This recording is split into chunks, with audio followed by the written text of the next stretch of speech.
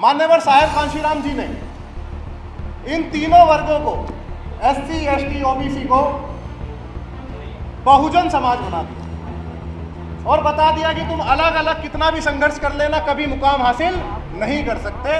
राष्ट्रपिता महात्मा ज्योतिबा फूले का बहुत बड़ा स्टैचू बना दिया, गार्ड के बाबा का स्टैचू बना दिया, छत्रपति शाहू जी महाराज का स्टैचू बना दिया और हमारे युवाओं को यह बताने का काम किया कि जिनके आप तलवे चाटते हो दूर दूर जाकर के तथाकथित दूसरे समाज के महापुरुषों के, उनके चाटने की जरूरत नहीं है, क्योंकि हमारा खुद का इतिहास इतना गौरवशाली है, इतना अतीत हमारा गौरवपूर्ण है कि आपको जरूरत नहीं है किसी अन्यथा आदमी को जाकर के उसके आगे सर झुकाने की, उससे मांगने की कि तुम हमें अधिकार दो। साथियों, इस देश के अंदर मनुवादी व्यवस्था के तहत जो संविधान चलता था वह आपसे हमसे छुपा नहीं है, सभी को पता है। इस देश के अंदर अतिशूद्र जो पांचवा वर्ण था, जिसका कभी कोई नाम नहीं आता है, जिन्हें अछूत कहा जाता था, आप और हम उनसे बखूबी जानते हैं, जिन्हें आधुनिक भाषा में चूड़े चमार नाई धोबी घटरिये तेली फलाना ढिमकाना कहा जाता है। एक चौथा विशेष वर्ग था जिसे OBC वर्ग कहा जाता था। इसे कहा शूद्र जाता था, लेकिन बाबा साहेब अम्बेडकर ने अपनी राइटिंग्स के माध्यम से इस शूद्र वर्ग को OBC बना दिया और 340 आर्टिकल उसके अंदर तमाम तत्वाधान में तमाम उनके राइट्स को सुनिश्चित करके संविधान में लिख दिया। तो साथियों, उसके बाद से इस वर्ग को अदर बैकवर्ड क्लास कहा जाने लगा। मान्यवर साहेब कांशीराम जी ने इन तीनों वर्गों को SC, ST, OBC को बहुजन समाज बना दिया और बता दिया कि तुम अलग अलग कितना भी संघर्ष कर लेना कभी मुकाम हासिल नहीं कर सकते, और अगर तुम लोगों ने एक साथ मिलकर संघर्ष किया तो मुकाम आप हासिल करोगे।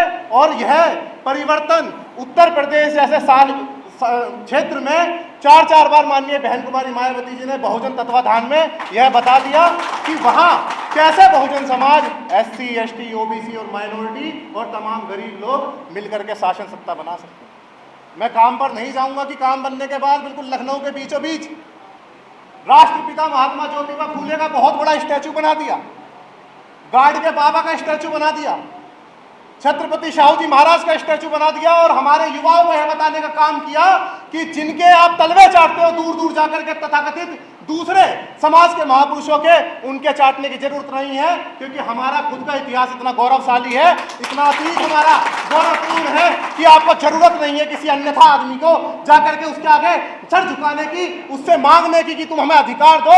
अभी कुछ समय पहले, मुश्किल से 15 या 20 मिनट पहले, यहाँ तथाकथित मंत्री और कुछ अलग मोर्चों के लोग किसी एक व्यक्ति विशेष जो हाल फिलहाल मुख्यमंत्री है की तारीफ कर गए थे। अभी मैं उन्हीं से पूछ लेता, मैं सोच रहा था अगर बैठेंगे तो बहुत अच्छा होता, अच्छा है, चले गए। लेकिन यह बात उन तक पूछी जाए कि एक बहुजन समाज का युवक आपसे यह बात पूछ रहा है कि भाई, इस देश के अंदर जो वर्ग हार्डली 1 या 1.5% है, आप उसको अपनी वोटों से राजा बना करके मुख्यमंत्री की कुर्सी पर बैठा देते हो और फिर बोलते हो कि भैया हम 85% है, हमें हमारे अधिकार दो। तो आप बेवकूफ है कि वो व्यक्ति बेवकूफ है? आप किसी एक ऐसे वर्ग विशेष के लोगों को इस देश की संसद तक पहुंचा देते हो जो हार्डली 3 या 4% है, फिर उनसे कहते हो भैया हम समाज में आंदोलन कर रहे हैं, जमीन पर लड़ाई कर रहे हैं, हमें हमारे युवाओं के लिए नौकरी चाहिए, क्योंकि वो अडानी अंबानी के 10-10, 12 हज़ार की नौकरी कर रहे हैं, क्योंकि आपका माहौल ऐसा बना दिया गया है। आप लोग समझ नहीं रहे।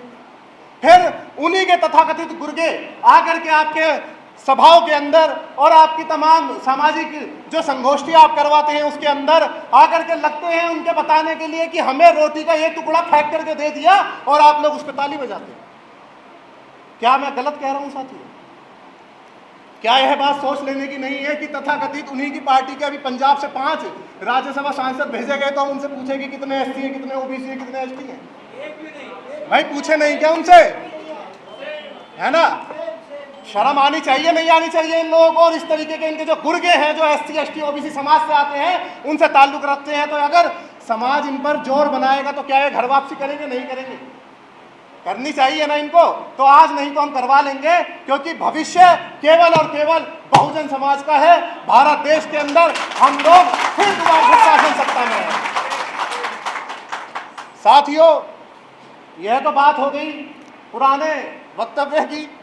देना जरूरी था, बहुत आवश्यकता है। बहुत बड़े बड़े नेता आए हुए थे, किसी एक बहुत बड़े नेता को बना करके भी चले गए, जो अभी हार्डली 5-6 साल पहले कोई संघर्ष नहीं, कोई नहीं, ऐसे उभर गए, कोई बात नहीं। अब मान्यवर, मैं बात करता हूं आगे की। अतीत में हमारे इस शूद्र समाज का क्या हाल था। अति शूद्रों को तो गांव देहातों में घुसने ही नहीं दिया जाता था, उन्हें तो सीधा सीधा अछूत बोल दिया गया था। तो भाई, मैं तो खुद दलित समाज से आता हूं, स्वयं अम्बेडकर मेरा नाम है, तो मुझे तो पता था हमारे पूर्वजों के साथ क्या हुआ। अब हमारे जो पूर्वज थे, जो शूद्र समाज से आते थे, उन्हें सचूत की श्रेणी में रखा गया। तो उन्हें बोला कि भैया ऐसा, तुम सेवा करते रहो हमारी, तुम हमारे गांव में आते रहो, तुम हमारे तमाम कार्य करते रहो, लेकिन तुम्हें अधिकार कोई नहीं देंगे। और इस सचूत समाज से, शूद्र समाज से बहुत सारे राजा भी हुए थे। तो उन राजाओं को तथाकथित एक वर्ग विशेष के जो ग्रह नक्षत्रों को चाल देख करके बदल देने वाले लोग हैं, जो आपको बताते हैं कौन सा दिन शुभ है, कौन सा दिन अशुभ है, जो आपको बताते हैं कि राइट पैर आगे रखोगे तो ये होगा और लेफ्ट पैर आगे रखोगे तो ये होगा, कुल मिला के जो मूर्ख बनाने वाले लोग हैं, तो वो क्या करते थे, उन राजाओं को जा करके उनके एरिया के अंदर ये बताया करते थे कि भैया ऐसा है, आपके जो इस क्षेत्र में ना बहुत खतरनाक माहौल होने वाला है, नजर लग चुकी है इसको। और दूसरे राजा को जाकर के बताया करते थे कि भैया ऐसा है, वो तो आपको ऐसे ललकार रहा है, वो आपके ऊपर हमला करने वाला है। तो जब वो जाकर के पहले भविष्यवाणी कर दिया करते थे वहां पर, और दूसरे राजा को जाकर के और भड़का लिया करते थे, तो जो ओबीसी समाज के राजा हुए थे, वो गुस्से में आकर के हमला कर दिया करता था। और वहां पर दोनों ही जगह पर उस व्यक्ति की बात सिद्ध हो जाती थी। लोग कहते थे, अरे बड़ा अंतर्यामी पुरोहित है, ये तो कुछ भी बता सकता है। तो इस तरह से हमारे शूद्र राजाओं को उन्होंने अपने माल झोल में झेला और उनको पूर्ण रूप से उनका दमन करने का कार्य किया। बृहद्रथ मौर्य ने बृहद्रथ मौर्य की किस प्रकार से पुष्यमित्र शुंग ने हत्या करी थी, यह आपसे और मुझसे किसी से अछूता नहीं। इतिहास के अंदर लेखन लिखा हुआ है। हमारे पूर्वज तो वो हुए हैं जिनसे सिकंदर जैसे तथाकथित महान शासक डर के हमारे झेलम नदी पार नहीं कर पाए थे। जब सिकंदर के सेनापति ने बोला कि साहब वहां चंद्रगुप्त मौर्य है, और जब वो काट पीट करते हैं ना, तो वो देखते नहीं है, उनकी तलवार के आगे जो आता है ना, तो पूरी सेनाओं के धड़ सर से अलग कर दिया जाता है। तो आप मेरे हिसाब से इस अपने जो आप इस गोष्ठी को कर रहे हैं, आगे जीतते हुए जा रहे हैं, तथाकथित दुनिया को जीतने आप निकले, वापिस हो लीजिए। तो सिकंदर की इतनी हिम्मत नहीं पड़ी कि झेलम नदी पार कर दे, तो वो आपके हमारे हम सब के पूर्वज महान चंद्रगुप्त सम्राट, उनके डर की वजह से वो झेलम नदी पार कर गए। अब जब इनको पता चल गया कि भैया ये लोग बहुत पावरफुल लोग हैं, कद काठी के बड़े लंबे तगड़े लोग हैं, गर्म खून के लोग हैं, और बहुत मजबूत विचारधारा और बुद्ध की विचारधारा पर चलने वाले लोग हैं, तो इन्हें ऐसे पागल नहीं बनाया जा सकता। तो इन्होंने तमाम ग्रह नक्षत्र और ये स्मृति और वो स्मृति दुनिया भर के, ये इन्होंने जो अपने पुराणों के माध्यम से, अपने वेदों के माध्यम से जो काम करा, वो आपसे और मुझसे अछूता नहीं है। उसको नहीं छेड़ूंगा मैं, उस कृति को आप सभी बखूबी जानते हैं, और नहीं जानते हैं तो बाबा साहेब अम्बेडकर, महात्मा ज्योतिबा फूले, उनको पढ़िए, आपको सब बखूबी पता चल जाएगा।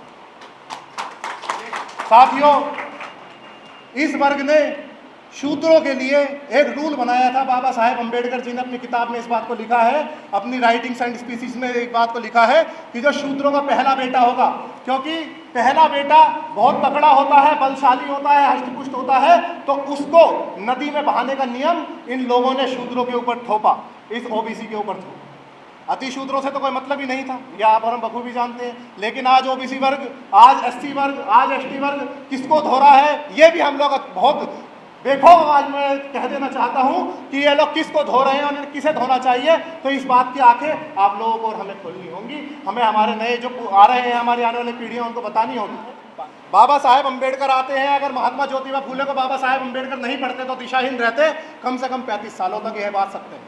बाबा साहेब अम्बेडकर ने किसी को अगर गुरु माना पूरे भारत वर्ष से, तो एकमात्र व्यक्ति महात्मा ज्योतिबा फूले को गुरु माना।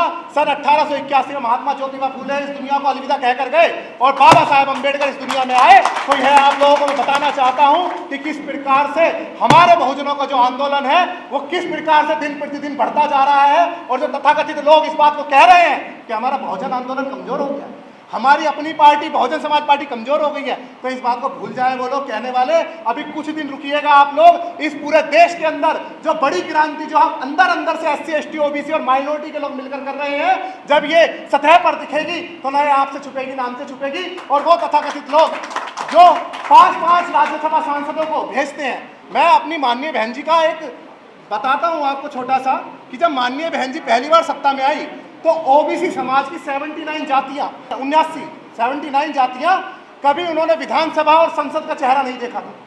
तो बहुजन समाज पार्टी जब आई तो पहली बार काछी, कुशवाहा, मल्लाह तमाम समाजों से MP MLA बनने लगे। क्या ये बात गलत है? आप बताइए, क्या यह बात गलत है?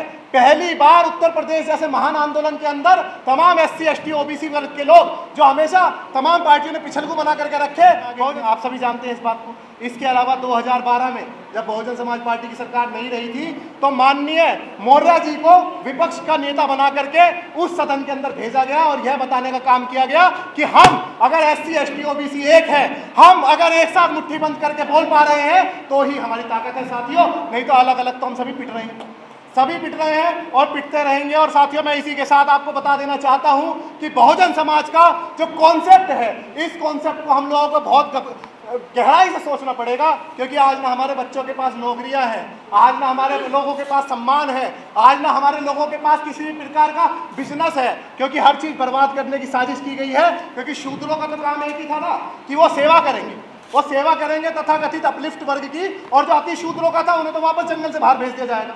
वो गांव देहात के बाहर 12 बजे के बाद आ नहीं सकते थे। तो भाई हम लोग आएंगे इस समाज के अंदर और इस समाज के अंदर हम लोग मजबूती से अपना पक्ष रखेंगे, और पक्ष रखने के बाद जब हम इस सत्ता और शासन में काबिज हो जाएंगे तो हम लोग मांगने वाले नहीं, हम लोग देने वाले लोग बनेंगे। और यही देने वाला लोग आप लोगों को बनना है। मुझे लगता है कि मैं साथियों 4 विचारधारा के व्यक्ति थे, एक तथाकथित कांग्रेस का, दूसरा BJP का, तीसरा जो इनका लिबरल्स गैंग है उनका, और चौथा था बहुजन आइडियोलॉजी का व्यक्ति था। तो सबने कहा भैया एक काम करो, खिचड़ी बनाएंगे। तो जो 3 थे वो चालाक थे और हमारा बहुजन समाज अछूता था, भूखा था। तो इसने बोला कि भैया ठीक है खिचड़ी बनाएंगे, मेरा क्या हिस्सा आएगा? तो उन्होंने बोला भैया ऐसा है कि आप काजू बादाम और किशमिश ले आओ, क्योंकि आप खेतीहर लोग हो, मजदूरी करते हो, तो आपका अच्छा जुड़ाव है, बोते आप हो, खाते तो हम हैं, लेकिन ले आओ आप आज फिर से। तो वो कह रहा ठीक है मैं ले आता हूँ काजू किशमिश बादाम जो भी है। तो जो 3 लोग थे वो कोई दूध लाया, कोई चावल लाया, कोई पतीला लाया, चारों बैठ गए एक जगह पर बनाने लगे खिचड़ी। रात हो गई, खिचड़ी बनते बनते 8 से 9 बज गए। रात को बोले जो कांग्रेसी विचारधारा का आदमी था, बोला भैया ऐसा है, मेरे दिमाग के अंदर ना मेरे नेहरू जी आए थे, उन्होंने बोला कि भैया ऐसा है कि ये खिचड़ी जो है ना ठंडी होकर के ज़्यादा टेस्ट देगी, तो आप इसको यहीं छोड़ दो और जाकर सो जाओ। सोने के बाद जब सुबह उठोगे तो खिचड़ी बहुत अच्छा स्वाद देगी, आप तब खाना।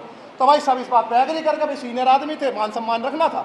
अब रात हो गई, रात के बाद जब सुबह उठे 9 बजे तो भाई सब बोलने लगे भैया मेरे पहले जो नेहरू जी वाले थे, बोले भैया नेहरू जी आए थे, बोले भैया तूने बहुत योगदान दिया है समाज में, इस व्यवस्था को बनाए रखने में, जो पायदान था उस पायदान को ऐसे ही बनाए रखने में, तो तेरा हक ज़्यादा है, तू खिचड़ी ज़्यादा खा लियो। तो भैया मेरा हक ज़्यादा है इसलिए खिचड़ी मैं ज़्यादा खाऊंगा। तो जो दूसरे विचार का आदमी था वो बोला कि नहीं भैया गांधी जी भी मेरे सपने में आए थे, उन्होंने भी कहा था भैया अति शूद्रों को हमने हरिजन बनाया और शूद्रों को हमने इस तरीके से दरकिनार कर दिया कि बस वो भीड़ का हिस्सा बन के रह गए, तो हमारा योगदान इस आंदोलन में ज़्यादा है, तो खिचड़ी मैं ज़्यादा खाऊंगा। तो भैया तीसरा वर्ग का जो व्यक्ति था लिबरल गैंग का, उन्होंने कहा भैया देखो ऐसा है 50% मुझे दे दो, बाकी तुम सब खा लो।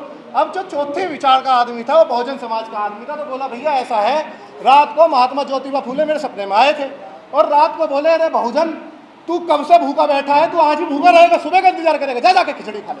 तो भैया मैं तो रात को ही खा गया, अब खिचड़ी है ही नहीं, तुम क्या खाओगे? समझ रहे हो? तो मैं इसी वक्तव्य के साथ अपनी बात खत्म करता हूँ। नेशनल दस्तक की आपसे गुजारिश है कि अगर इसको बचाना चाहते हैं तो नेशनल दस्तक को सब्सक्राइब करने के लिए रेड कलर के सब्सक्राइब बटन को दबाएं, फिर बेल आइकन की घंटी दबाएं। नेशनल दस्तक को बचाने के लिए बहुत जरूरी है कि हर खबर को शेयर करें, लाइक करें, कमेंट जरूर करें।